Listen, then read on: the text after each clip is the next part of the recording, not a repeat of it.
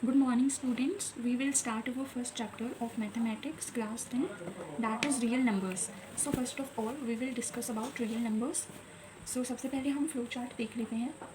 हमारे पास है नेचुरल नंबर्स जो 1 से लेकर इन्फिनिटी तक होते हैं, जो 1 से स्टार्ट होते हैं इन्फिनिटी तक चलते रहते हैं, उनको बोलते हैं हम नेचुरल नंबर्स. एंड देन फिर जो 0 से लेकर इन्फिनिटी तक चलते हैं उनको हम बोलते हैं होल नंबर्स. और जो होल नंबर्स और उनके नेगेटिव्स होते हैं जिसके -1, 1 और 2, -2, ये सभी इंटीजर्स हैं. और जैसे कि हमारे पास फिर आ जाते हैं जो इंटीजर्स के बीच में नंबर्स होते हैं, चाहे वो फ्रैक्शन हो चाहे वो खुद ही इंटीजर्स हों, जैसे कि -2/3 और 4/5, या फिर इसमें हमारे पास 4/4 भी हो सकता है. ये सभी रैशनल नंबर्स हैं. और फिर कुछ नंबर्स जो होते हैं वो इरेशनल होते हैं, जैसे कि √2, √3 और 0.101001. फिर ये चलता रहता है, ये नॉन टर्मिनेटिंग होता है. ये सभी होते हैं इरेशनल नंबर्स. और मैथमेटिक्स में जितने भी नंबर्स हैं वो सभी रियल नंबर्स के अंडर आते हैं. You will get our old videos at Study World app from class 9 to class 11. इसका लिंक आपको नीचे डिस्क्रिप्शन में मिल जाएगा. As it's a personal app, ये पब्लिकली लॉन्च नहीं किया गया है, ये पब्लिश नहीं हुआ है, so you can download from there. So now our topic is Euclid's division lemma. So इसमें हमारे पास है A B Q plus R. A is equal to B Q plus R. हमारे पास ए और बी दो इंटीजर्स हैं, एक ए है और एक है बी. सो इन दोनों के बीच एक यूनिक रिलेशनशिप है, जैसे कि a is equal to B Q plus R. तो जहाँ पर जो q है वो है quotient, q is our quotient, and जो r है वो है रिमाइंडर. ओके, सो r कहाँ से हो सकता है? r 0 से बड़ा होगा या फिर उसके इक्वल होगा, बट b से छोटा होगा. So this is something important to memorise. Okay, और जो क्यों है वो हमारा क्वेश्चन है. हमने सेकंड और थर्ड क्लासेस में डिविडेंड और डिवाइसिव वाला फॉर्मूला पढ़ा था, जिसमें ए हमारा होता था डिविडेंड, बी होता था हमारे पास डिवाइसिव, क्यू होता था क्वेश्चन एंड आर होता था रिमाइंडर. अभी हम एक एग्जांपल से समझते हैं. फॉर एग्जांपल मेरे पास है a इज़ इक्वल टू 7 और मेरे पास b है 2. इफ़ यू डोंट माइंड, हम अभी छोटे ही नंबर्स ले रहे हैं ताकि आपको ईजिली समझ आ सके. तो हम डिवाइड करते हैं 7 को 2 से. 2 3 is 6 1. तो हमारे पास 3 होगा question and 1 is our reminder. So हम इस रिलेशनशिप को कैसे बता सकते हैं mathematically. See here 7 is equal to B Q. B है हमारे पास 2 into 3 plus R, that is 1. अब देखते हैं LHS और RHS इक्वल हैं क्या. 3 2 से 6, 6 plus 1 that is 7 equals to 7. So this was all about Euclid's division lemma. इसमें हमारे पास एक एल्गोरिथम भी होता है. So algorithm is a series of steps to solve a particular problem. Lemma क्या होता है? लेमा एक प्रूवन स्टेटमेंट होती है जो दूसरी स्टेटमेंट्स को प्रूव करने के लिए यूज़ आती है. सो नाउ हम देखेंगे HCF और LCM में क्या क्या रिलेशनशिप हो सकती है. तो फॉर एग्ज़ाम्पल हमारे पास दो नंबर्स हैं ए और बी जो हमने पहले लिए थे और इक्विलिट्स डिवीजन लेमा. अब हम HCF और LCM में भी वही यूज़ करेंगे. HCF of A B into LCM of A B is always equal to the whole product of A and B. तो इसको हम एग्जाम्पल की मदद से समझते हैं. फॉर एग्ज़ाम्पल अब मेरे पास दो नंबर्स हैं जिसके 6 एंड 18. तो इनका HCF क्या होगा? 2 इंटू 3, ये हो गया हमारे पास 6 एंड 2 इंटू 3 इंटू 3, ये हो गया 18. तो इसमें कॉमन आ रहे हैं हमारे पास 2 इंटू 3 एंड 2 इंटू 3. तो HCF होगा हमारे पास 6. ओके, और LCM होगा हमारे पास, देखते हैं अभी, 6 18, 2 3 6, 2 9, ये कितना हो गया, 2 × 3 18, तो एलसीएम हो जाएगा हमारे पास 18। ओके, तो अब हम एलसीएम और एचसीएफ का प्रोडक्ट लेते हैं, दैट इज़ 6 × 18, और ये जो नंबर्स हमारे पास क्या थे, 6 × 18, तो ये किसके इक्वल होगा, इनके प्रोडक्ट के, 6 × 18, तो ये आ गया इक्वल। तो वेरीफाई भी हो गया कि 2 नंबर का एचसीएफ और 2 नंबर का एलसीएम उनके होल प्रोडक्ट के हमेशा इक्वल होता है। बट ये तभी वैलिड है जब हमारे पास सिर्फ 2 ही नंबर्स हों। अगर हमारे पास ए, बी और सी होंगे तभी वैलिड नहीं होगा, तो सिर्फ ये 2 नंबर्स तक ही वैलिड है। Okay, so let's move to our example number 4, okay, which is present at page number 6. So उसमें हमें क्या दिया गया है, a sweet seller has 420 काजू बर्फीज and 130 बादाम बर्फीज. She wants to stack them in such a way that each stack has the same number and they take up the list area of the tray. What is the number of that can be placed in each stack for this purpose? So इसमें हमें क्या बोला गया है कि हमें काजू बर्फीज दी है 420, ओके, एंड बादाम बर्फीज कितनी दी गई है, 130.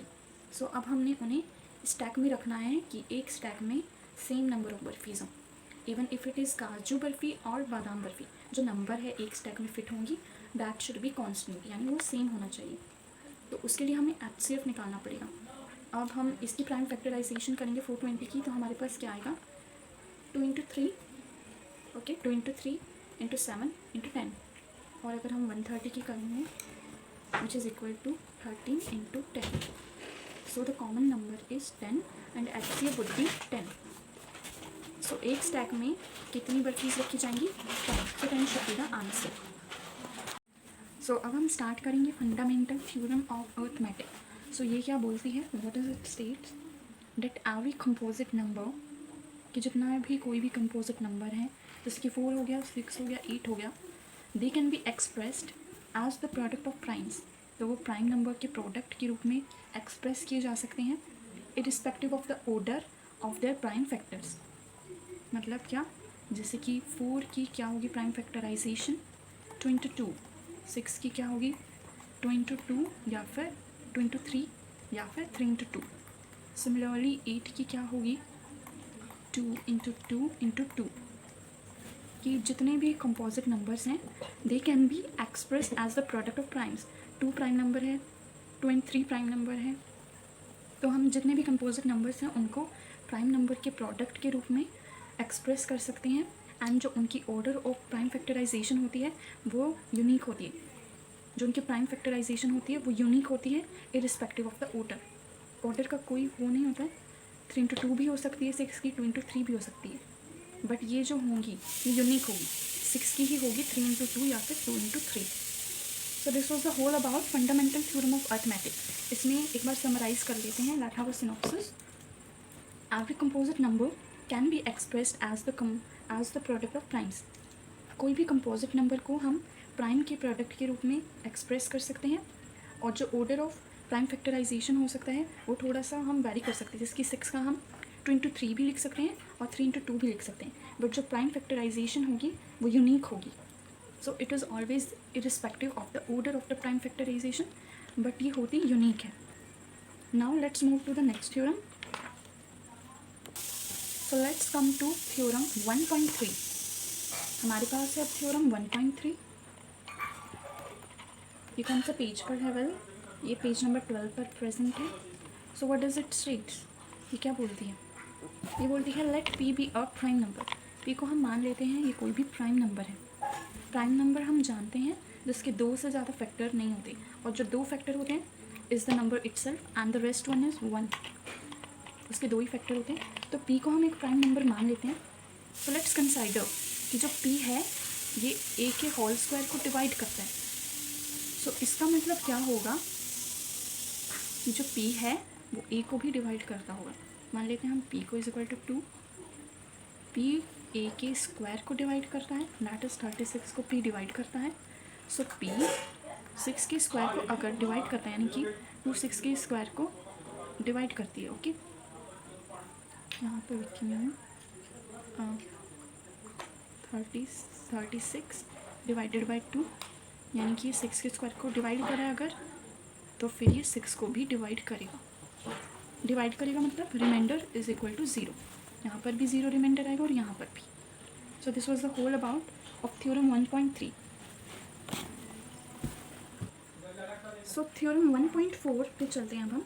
वो क्या बोलती है कि √2 इज़ इरेशनल। ओके, जो √2 है वो इरेशनल है, यानी कि एक थ्योरम और भी होती है, आई थिंक ये वही है, उससे रिलेटेड भी हो सकती है, कि जो प्राइम नंबर का √ होता है वो हमेशा इरेशनल होता है। सो यहाँ पे हमारे पास 2 भी प्राइम नंबर है, एग्जाम्पल भी हो जाएगा और थ्योरम भी हो जाएगी। सो हम इसको मेथड ऑफ कंट्राडिक्शन से सॉल्व करेंगे। मेथड ऑफ कंट्राडिक्शन मतलब कि हम इसमें क्या एज्यूम करेंगे कि जो 2 है इट्स अ रैशनल नंबर, मतलब इसको हम p और q की फॉर्म में लिख सकते हैं। सो मैंने लिख रहे हैं यहाँ पे √2 इज इक्वल टू p/q। अब हम दोनों साइड का स्क्वायर करेंगे। ओके, क्या करेंगे? स्क्वायर। फिर क्या आता है हमारे पास, ये √2 का स्क्वायर आ जाएगा 2, एंड इसको क्या लिख देंगे हम, p² एंड q²। ओके, तो यहाँ पे अब हम लिख देते हैं 2q² is equal to p²। Okay, इतना हो गया। सो इसमें हमें एक बात और एज्यूम करनी थी कि p q कोप्राइम्स हैं, तभी तो इरेशनल नंबर हम इसको एज्यूम करेंगे। इनका यानी 1 के अलावा कोई भी फैक्टर नहीं होगा। सो यहाँ पे अब हमें क्या देखने को मिल रहा है, p² को कौन डिवाइड कर रहे हैं, 2, तो मतलब 2 p को भी डिवाइड करेगा। हम लिख सकते हैं कि 2c is equal to p। Okay, अब हम इन दोनों की भी स्क्वायरिंग करेंगे तो हमें क्या मिलेगा, 4c² is equal to p²। Equation 1 का मतलब, और ये इक्वेशन 2, दोनों को देखेंगे तो हमारे पास क्या है, 2q² एंड 4c²। अब यहाँ पर हम पुट करेंगे p² की जगह 4c² and 2q² is equal to 4c²। ये क्या हो जाएगा, 2 एंड 4 कट जाएगा, q² is equal to 2c²। Okay, and p² को हम कैसे लिख देंगे, 2 इंटू 2c²। मतलब इनमें एट रेस्ट 2 तो है, जो इनका कॉमन फैक्टर 2 तो है, यानी कि जो हमारा एज्यूम्पशन था कि p एंड q को प्राइम्स है वो गलत है। तो ये कंट्राडिक्ट हो जाता है हमारा एज्यूम्पशन और जो हमारे सामने रिजल्ट आ रहा है। जब ये कंट्राडिक्ट हो रहा है इसका मतलब p और q जो है वो इरेशनल है ही नहीं। जो इरेशनल नहीं, जो वो रैशनल नंबर नहीं है p और q, तो वो क्या हुआ, √2 क्या हुआ, irrational. Okay, so √2 is an irrational number, hence proved. Okay, तो अभी हम एक और एग्जांपल करेंगे, पेज नंबर है 14। सो इस एग्जांपल में हमें क्या दिया गया है, we have to show that 5 minus √3 is irrational number. Okay, वो क्या है, इरेशनल नंबर है। फाइन। सो ये बहुत ईजी है, पहले वाले से भी ईजी लगेगा हमें, क्योंकि इसमें ना हम एक्सियम के तौर पे काम कर सकते हैं ना। सो देखते हैं, मान लेते हैं हम 5 माइनस 3 √3 इज़ इक्वल टू, किसके इक्वल है ये, p and q। What is this, हम इसको रैशनल नंबर मान लेते हैं, p एंड q को coprimes. Okay, so what should we do, √3 minus √3 p q minus 5। अब ये क्या है, यहाँ पर माइनस का हम प्लस कर देंगे, मतलब साइन चेंज कर देंगे, and minus P Q plus 5, यानी कि 5q एंड ये भी q नीचे is equal to √3 is equal to 5q minus p upon q। Now हमें क्या देखने को मिला, √3 के इक्वल है ये, √3 इरेशनल तो ये इरेशनल, हमें ये तो पता है कि ये इरेशनल है, तो इसका मतलब क्या हुआ, 5 माइनस √3 जो है it's an irrational number. Okay, hence proved. जब भी हमारा ये प्रूव हो जाता है कि इरेशनल नंबर है, सो हमें लास्ट में लिखना है हैंस प्रूव्ड। ओके, आप हमारी वीडियोस को एक्सेस कर सकते हैं हमारे ऐप से, study world app. It is for class 9 to class 11। Now let's come to theorem 1.6। सो ये क्या बोलता है, अगर x क्या है हमारा p और q, अगर ये रैशनल है तो q किस फॉर्म में होगा 2m एंड 5n। ठीक है, अगर x रैशनल नंबर है तो हमारा q किस फॉर्म में होगा, यानी डिनोमिनेटर किस फॉर्म में होगा 2m एंड 5n। तो जहाँ पर m और n है नॉन नेगेटिव इंटीजर्स, यानी ये पॉजिटिव इंटीजर्स होंगे। सो x की जो डेसिमल एक्सपेंशन होगी वो क्या होगी, ये हो सकती है टर्मिनेटिंग भी, ओके, या तो टर्मिनेटिंग होगी। अगर ये नॉन टर्मिनेटिंग होगी, नॉन टर्मिनेटिंग, ठीक है, तो फिर ये रिकरिंग होगी। नॉन रिकरिंग होती है हमारी इरेशनल की और रिकरिंग होती है रैशनल की। ओके, अब सेकंड केस पर चलते हैं, जहाँ पर x किसके इक्वल होगा p and p upon q। सो ये रैशनल का ही है, ये रैशनल नंबर ही होगा। अब मान लेते हैं हम केस नंबर 2, जिसमें q की फॉर्म हो सकती है 2m 5n और साथ में कोई भी नंबर, जैसे 3 हो सकता है, इसकी जगह पर 7 भी हो सकता है, या फिर ये दोनों हो सकते हैं, 11 हो सकता है, 13 हो सकता है, या फिर इन दोनों के अलावा कोई भी नंबर 2m 5n के अलावा कोई भी, और वो नॉन नेगेटिव होनी चाहिए उसकी पावर जो n है। तो उसकी क्या होगी डेसिमल एक्सपेंशन नॉन टर्मिनेटिंग, जिसकी हम बात कर रहे थे, ये वही केस है, non terminating and recurring. Okay, recurring, recurring मतलब repeating decimal expansion. For example हमारे पास हो सकती है 0.6666, जैसे कि हम कभी कभी देखते हैं 2/3 की, तो है तो ये भी रैशनल नंबर ही, बट इसकी डेसिमल एक्सपेंशन क्या होगी non terminating and recurring. So Q इसमें किस फॉर्म में है 3/n, यानी 3 1। 2 और 5 तो है नहीं सिंगल, अकेले 2 और 5 नहीं है, यहाँ पे कोई और नंबर है। अगर 2m 5n के अलावा कोई और नंबर है पार में, तो फिर जो रैशनल नंबर है उसकी डेसिमल एक्सपेंशन होती है non terminating and recurring. So this was the whole about your chapter. Now we shall meet in next chapter. आप हमारी वीडियोस को एक्सेस कर सकते हैं हमारे ऐप से, study world app. It is for class 9 to class 11।